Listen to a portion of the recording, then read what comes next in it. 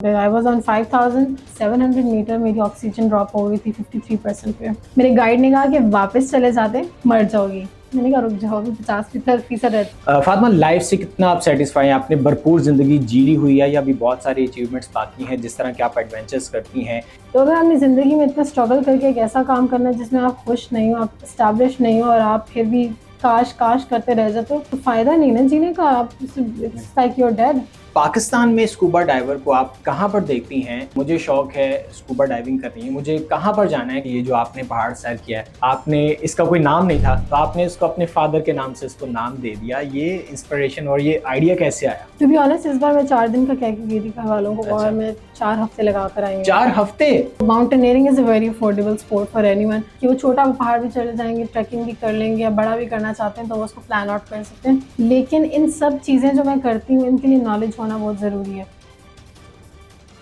अस्सलाम वालेकुम ladies and gentleman, welcome back मेरे अंदर स्पेशल एपिसोड। आज के पॉडकास्ट में हमारे साथ बहुत ही ख़ास मेहमान मौजूद हैं और ये जो ख़ास मेहमान हैं, ऐसा पहली बार है कि मुझे इस पेज की हेल्प लेने की ज़रूरत है, क्योंकि मेरे साथ जो मेहमान हैं ये घुड़सवारी भी करती हैं, मेकअप आर्टिस्ट भी हैं, परफॉर्मिंग आर्टिस्ट भी हैं, स्कूबा डाइवर भी हैं, फिजियोथेरेपिस्ट भी हैं, कोप एमआई का दूसरा लेवल भी इन्होंने पास किया और पता नहीं क्या क्या है। मेरे साथ फातिमा नासिर स्टूडियो में मौजूद हैं। वेलकम। Thank you. कैसी हैं आप?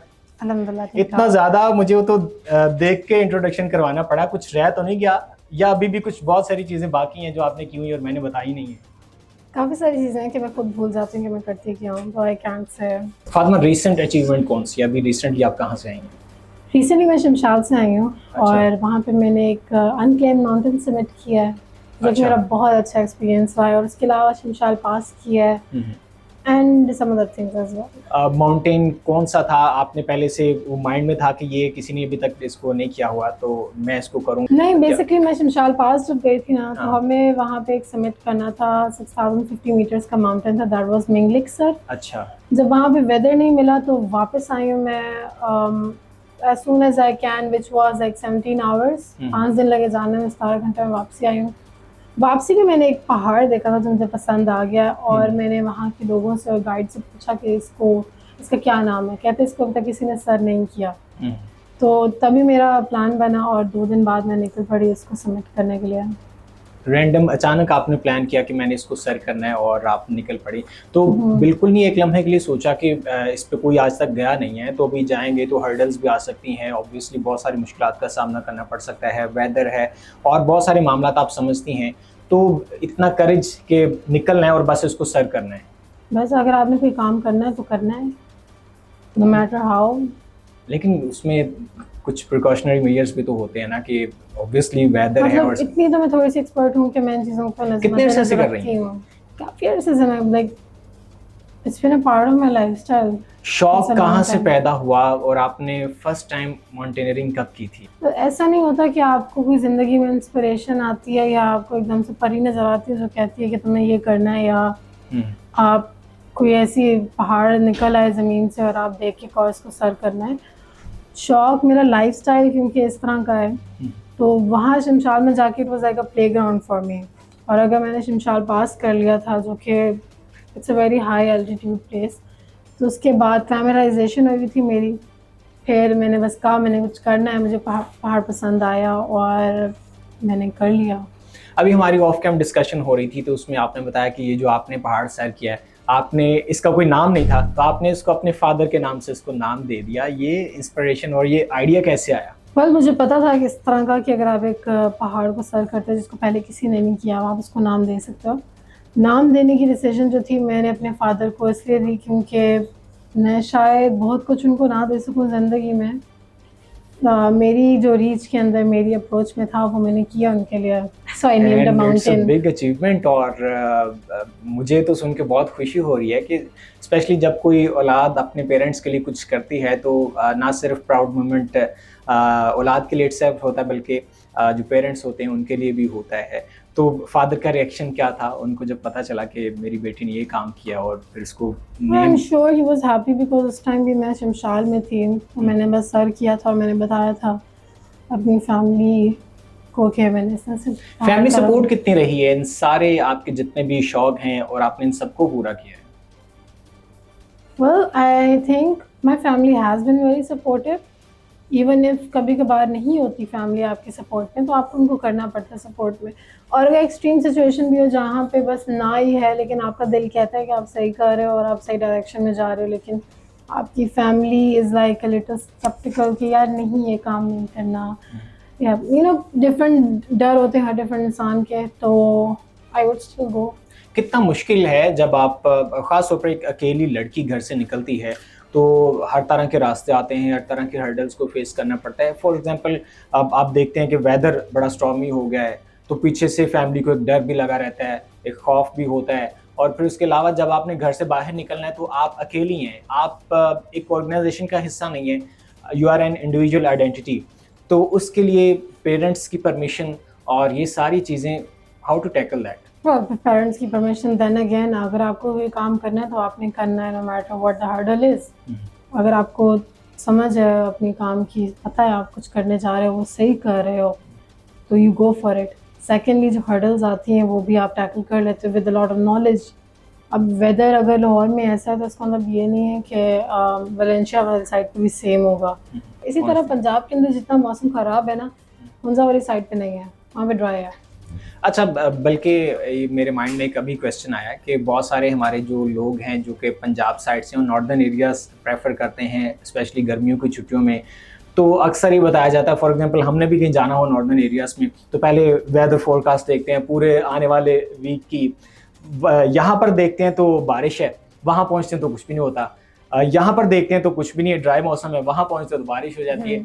आपने क्या एनालाइज किया, क्योंकि आप पहाड़ों से आपकी दोस्ती है, पहाड़ों में रहती हैं, तो इसमें क्या, इसके पीछे लॉजिक क्या होती है? आपने पहाड़ों का वेदर इसको कैसा पाया है? डिफरेंट सिचुएशन, टेरेन का फ़र्क आ जाता है। मतलब बलूचिस्तान में हवाएं बहुत चलती हैं इस वक्त, कराची का मौसम बहुत ठंडा है, हवाएं बहुत चल रही हैं वहाँ पे, वो खुली जगह है, वहाँ पे समंदर साथ है लगता है। हमारे यहाँ पे पंजाब वाली most of the cities they are locked concrete jungles के साथ। अब बिल्डिंग्स इतनी ज़्यादा हैं कि हमें हवा अगर आती भी है तो हम तक पहुँचती नहीं है। और सेम इज इस्लामाबाद और डिफरेंट, क्योंकि वहाँ पे पहाड़ हैं। इस्लामाबाद का फिर भी चलो हवा चल जाती है, तो डिफरेंट टेरेन का फ़र्क होता है। नॉर्दर्न वाली साइड पे उनका अपना एक मौसम का एक नेचर है, क्योंकि वो ठंड इलाका है और ये सारा ड्राई है, थोड़ी देर बारिश होती है, जैसे आज बारिश हुई है, ये बारिश 3 दिन बाद वापस आएगी, सारी वापरेशन होगी, बादल बनेंगे, फिर दोबारा बारिश होगी, फिर सारी गर्मी होगी, humidity, and then it's a circle of weather. Fatima, आपने पूरा पाकिस्तान घूमा है, आपको नॉर्थ की स्पेशली अगर हम बात करें तो नॉर्थ में कौन सा ऐसा एरिया है जो आपको बहुत ज़्यादा पसंद है कि ये इलाका, यहाँ के लोग, ये बहुत खूबसूरत लोग हैं और यहाँ का एनवायरनमेंट बहुत अच्छा है, इनका कल्चर बहुत अच्छा है? वेल हर जगह के लोग डिफरेंट होते हैं। जैसे हमारे 12 गेट जो हैं अंदरून के, हर गेट के मुताबिक वहाँ पे लोग फ़र्क हैं। इसी तरह हुंजा के अंदर भी डिफरेंट सिटीज़ के मुताबिक लोग डिफरेंट हैं। अब मैं चूँकि हुंजा, सोस्त, पासू, एताबाद और इस तरह की जगहों में फिर रही थी, लोग बहुत अच्छे हैं, दे वेरी वेलकमिंग। वहाँ पे हॉस्पिटैलिटी बहुत अच्छी है, क्योंकि उनको टूरिज़्म का एक सेंस है, उनको पता है मेहमान नवाजी करनी आती है। और अगर आप लोकेशन वाइज देखते हो तो ये इंसान के ऊपर खुद डिपेंड करता है खूबसूरती किस चीज़ में ढूंढता है। हुंजा की अगर बात करें तो स्पेशली हुंजा बहुत खूबसूरत एरिया, और जिस तरह आपने बताया कि लोग, उनकी हॉस्पिटैलिटी बहुत फेमस है और वो वेलकमिंग हैं। ऐसा क्यों नहीं है मरी में जाते हैं, एक तो वहाँ पर रशी इतना, और दूसरा वहाँ के जो लोग हैं वो अब वेलकमिंग नहीं रहे, इसमें उसमें फ़र्क क्या है? क्या समझते हैं, गैप कहाँ पर आ रहा है? मरी और हम लोग जब किसी और जगह की बात करते हैं, यही कहते हैं कि ये भी मरी बनता जा रहा है। Yes, मतलब हम उसको रिलेट कर देते हैं उसके साथ। एग्जैक्टली, और इसकी रीज़न ये है कि हम लोग अनएजुकेटेड होके जाते हैं पहाड़ों में, हम वहाँ गंद मचाते हैं, हम वहाँ पे बिल्कुल ऐसे समझते हैं जैसे हमारा अपना शहर है, तो यहाँ पे जो मर्जी कर लो, लोग बुरा नहीं मानेंगे। लोग बुरा मानते हैं, क्योंकि एक तो वहाँ के लोग, व्हेन टूरिज्म एक नई चीज़ वहाँ पर आती है तो वो एक्सपेक्ट करते हैं हम थोड़ा इंसानों की तरह रहेंगे, थोड़ी तमीज़, थोड़ी बात करने की तमीज़, थोड़ा अपना कचरा संभाल लेंगे, किस तरह से आपने चीज़ों का ख्याल रखना है, किसी के घर में जा रहे हो या होटल में जा रहे हो या रेस्टोरेंट में जाते हो या नेचर के अंदर फिरते हो, आपने किस तरह से तमीज़ रखनी है। और जब आप नहीं करते तो the people start to hate you. इसी तरह मरी में जब हम सारे जाना शुरू हुए, मरी एक हाइप पे था, मरी मरी मरी करते करते हमने इसको बाज़ार बना दिया ऐसे ही। अब जब आप जाते हैं नॉर्दर्न एरियाज़ में, कितना टाइम वहाँ पर आप स्पेंड करती हैं, कितने डेज का टूर होता है, और वहाँ पर ज़्यादा टाइम गुजरता है या फिर आप पंजाब में वापस आती हूँ यहाँ पर लंबा गैप होता है? टू बी ऑनेस्ट इस बार मैं 4 दिन का कह के गई थी घर वालों को, और मैं 4 हफ्ते लगा कर आई हूँ। 4 हफ्ते? हाँ। 4 हफ्ते से 4 दिन का कहकर 4 हफ्ते का gap. Northern areas is naturally healing place. कोई भी बंदा चला जाए ना, फैमिली को छोड़ के अलग से जाए, तो फिर उसको सुकून मिलेगा वहाँ पे, उसको अच्छी चीज़ें नजर आएंगी, क्योंकि आप दोस्तों के साथ और फैमिली के साथ जाते हो, आप ऑक्यूपाइड होते हो दूसरों की डिसीजंस के ऊपर, बाउंड होते हैं बिल्कुल। यस, कि बाकियों ने कहाँ जाना है, सबने खाना क्या खाना है, इकट्ठे डिसाइड करना है, वहाँ पे you're on your own.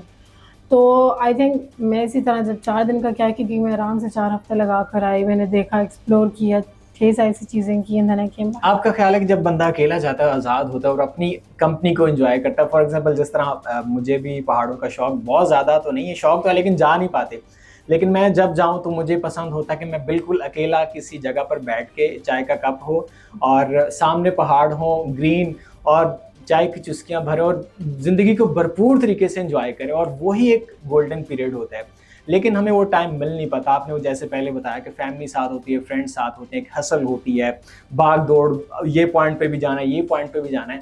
Suggest क्या करते हैं अगर किसी ने अकेले ने जाना है, या फैमिली के साथ जाएं या अकेले जाएं, तो मतलब ज़्यादा एंजॉय किस तरह से किया जा सकता है? आई वुड से अगर आपने जाना है तो आप जाओ और आप निकल जाओ। आप इंतज़ार ना करो कि कोई आपको प्रूव करे कि हाँ जा सकते हो, कोई आपको प्रूव ना करे कि अच्छा रुको मैं बताता हूँ तुम्हें थोड़ी देर तक, मैंने भी शायद जाना हो या मैंने जाना हो, लेट नो बताता हूँ। तो आप फिर लंबे चक्रों में पड़ जाते हो, कितने दोस्त अवेलेबल है, कौन कौन जा रहा है। भाई आपने अगर जाना है तो आप जाओ, चुप करके निकल जाओ, पैक एंड लीव। फातिमा, अभी रिसेंटली की बात करें, आपने बताया कि आप माउंटेन से होकर आई हैं, इसके अलावा बहुत सारे मैंने आपके देखे हैं कि आपके जो शौक़ हैं, घुड़सवारी है, मेकअप आर्टिस्ट हैं, परफॉर्मिंग आर्टिस्ट हैं, स्कूबा डाइवर हैं, फिजियोथेरेपिस्ट हैं, तो इनमें से आपका एक प्रोफेशन कौन सा कि ये मेरा प्रोफेशन है यार, ये इसको मैं लेकर चल रही हूँ, इसको मैंने कंटिन्यू करना है? पहाड़ों में जाना एड्रेनलिन जंकी में हूँ। I would rather be flying 15,000 feet above, या I would be diving 18 metres अब, या फिर I would be going on a climbing a mountain, जितना मर्जी मीटर होगा वो, उसमें मेरी खुशी है।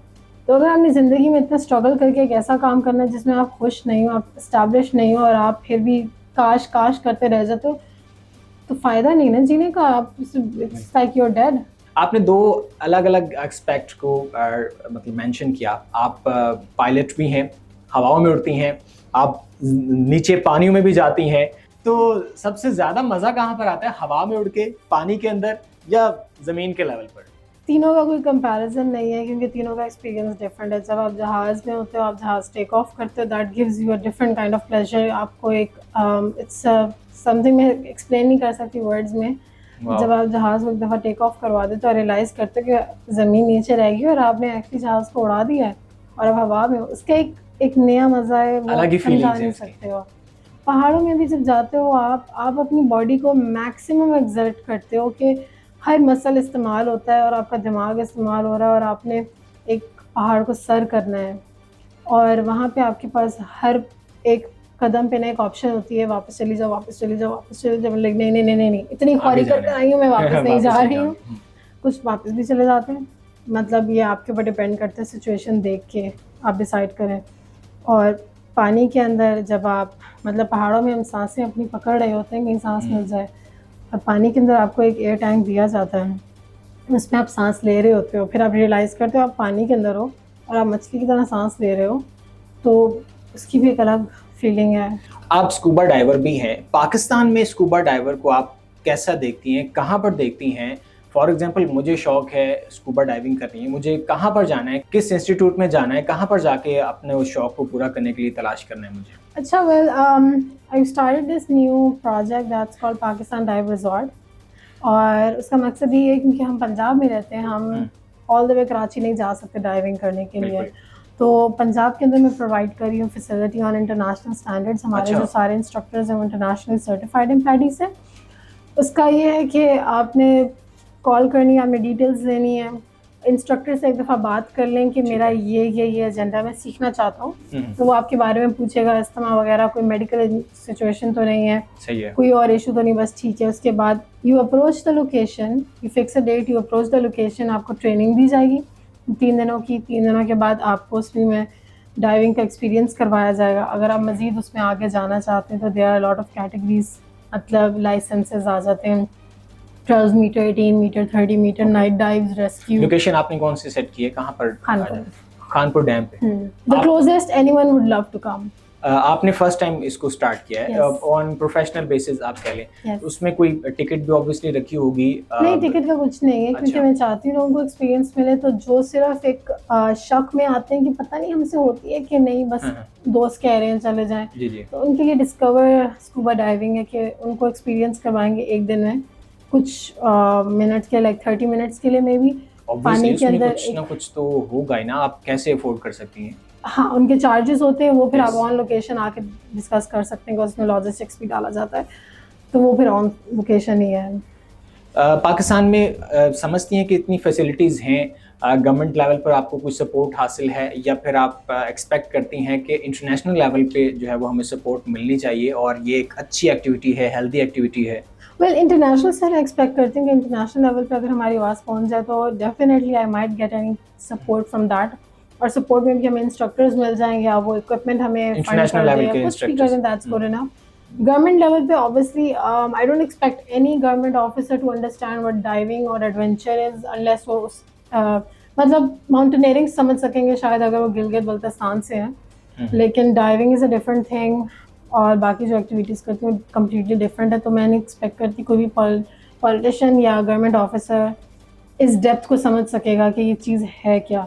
अगर तो वो समझते हैं तो आई एक्सपेक्ट देम कि थोड़ा बहुत सपोर्ट करेंगे, अगर वो नहीं भी करते तो इट्स ओके।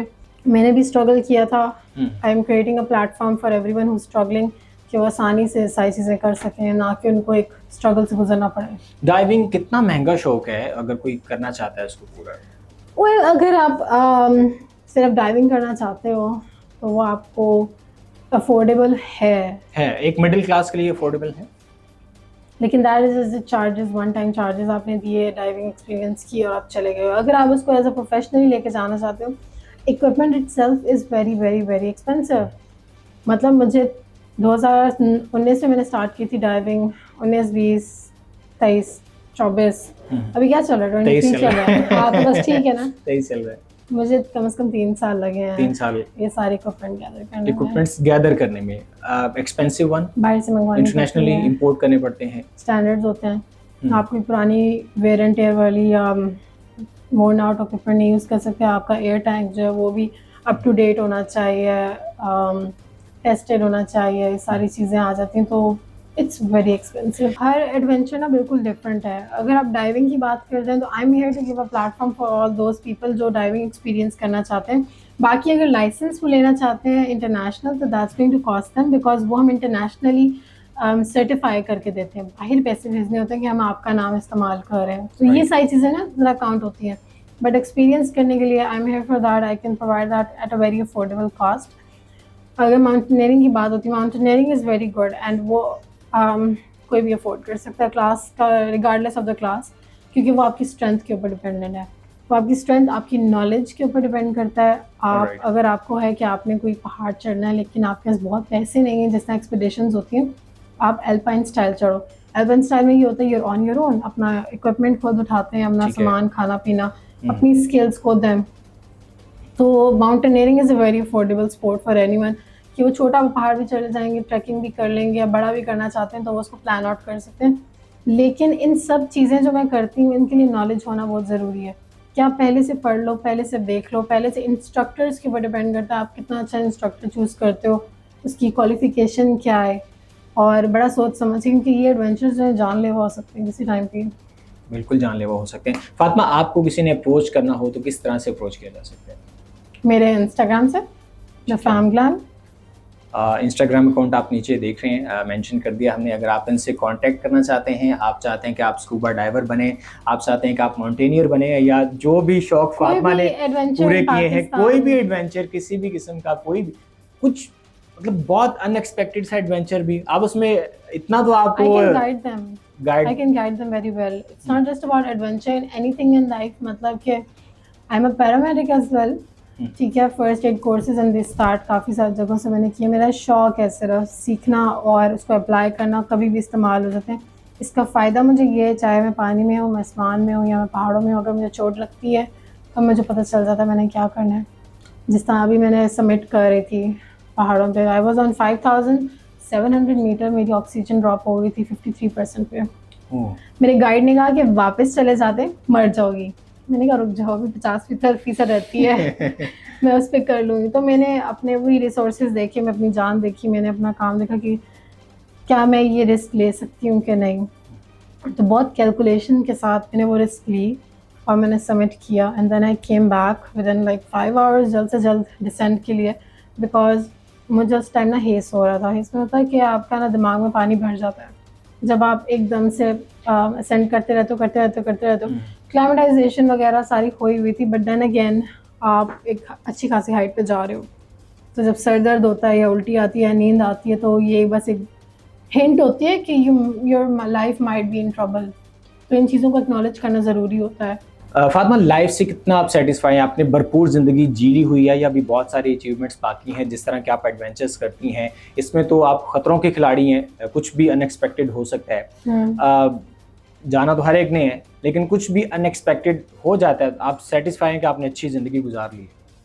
नहीं, क्या क्या रहता है अभी? मतलब ये चीज़ें आप लोगों के लिए न्यू है और अमेजिंग है, but for me this is just a normal lifestyle. अभी आप समझते हैं कि आपके लिए तो अभी बिगनिंग है, अभी बहुत कुछ करना। It's just a part of my life. मतलब मैं घर में बोर होंगी तो मैं अपनी बोट लेके चली जाऊंगी बीआरबी पे बोटिंग करने। अगर मैं गर्मी है, लाहौर में अजाब डला हुआ है, तो मैं चली जाऊंगी पहाड़ों में फिरने। मुझे बहुत ज़्यादा गर्मी लग रही है और हमारी गर्मी ख़त्म नहीं हो रही है यहाँ पे जो हमारे पंजाब की है, तो मैं डाइविंग करने चली जाऊंगी। या नींद नहीं आ रही तो आई would be like on my bike. आधी रात को निकल जाएंगी। हाँ, इट्स जस्ट अ लाइफस्टाइल। नहीं जी, फातिमा ने आपको एट द एंड एक ट्रिक भी बता दिया। अगर आपको कोई अलाउ नहीं कर रहा घर में, फैमिली में, तो आप ये ट्रिक भी जो है वो अप्लाई कर सकते हैं। फैमिली वालों को मिला लो साथ, फैमिली को भी साथ ही ले। होपफुली आपने आज का पॉडकास्ट बहुत ज़्यादा एंजॉय किया, बहुत मज़े की गॉसिप्स हमारी रही, और बहुत ज़्यादा वो लोग जो कि नॉर्दर्न एरियाज में जाते हैं और जो एडवेंचर के शौकीन हैं, उनको इस पॉडकास्ट से बहुत ज़्यादा इन्फॉर्मेशन ज़रूर मिली होगी। अगर आप फातिमा को अप्रोच करना चाहते हैं, नीचे इंस्टाग्राम मेंशन है, आप उनसे रब्ता कर सकते हैं, कांटेक्ट कर सकते हैं, और आप भी अपना एडवेंचर वाली लाइफ को गुजार सकते हैं। उम्मीद है आपको आज का पॉडकास्ट बहुत अच्छा लगा होगा। पॉडकास्ट अच्छा लगा है तो नीचे कमेंट सेक्शन में अपनी राय से ज़रूर आगाह कीजिएगा। चैनल को सब्सक्राइब नहीं किया तो चैनल को सब्सक्राइब कर दीजिए। मुझे इजाज़त दीजिए। अल्लाह हाफिज़। Okay, bye.